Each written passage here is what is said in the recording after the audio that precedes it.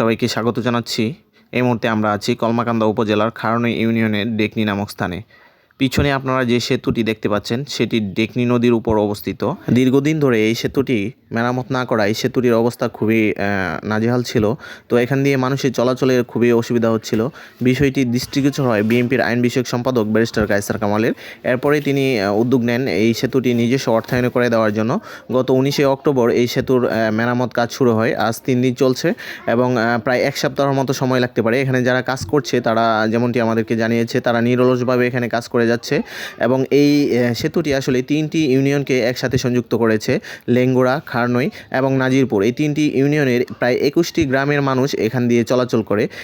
তাছাড়াও এখানে 2টি উচ্চ বিদ্যালয়, 4টি প্রাথমিক বিদ্যালয়, 4টি মাদ্রাসা, 1টি মসজিদ, 1টি মিশনারি স্কুল এবং 1টি মন্দির এখানে রয়েছে। তো এখান দিয়ে প্রায় দৈনিক গড়ে হচ্ছে 1200 থেকে 1500 মানুষ চলাচল করে। তো এই সেতুটি মেরামত হলে এই এলাকাসহ এবং 3টি ইউনিয়নের মানুষের চলাচলের খুবই সুবিধা হবে বলে আমরা জানতে পেরেছি। তো এখানে যারা কাজ করছে তারা আমাদেরকে যেমনটি জানিয়েছে প্রায় আর 1 সপ্তাহের মতো লাগতে পারে। এরপরে হচ্ছে এই সেতুটি আসলে চলাচলের উপযোগী হবে এবং এই সেতুটি চলাচলের উপযোগী হলে 3টি ইউনিয়ন এবং 21টি গ্রামের মানুষ খুব সহজে এখান দিয়ে চলাচল করতে পারবে এবং তাদের যে যাতায়াত ব্যবস্থা সেটি আসলে সময়ও কম লাগবে এবং তাদের হচ্ছে খুব সুবিধা হবে বলে জানিয়েছেন এই এলাকাবাসী।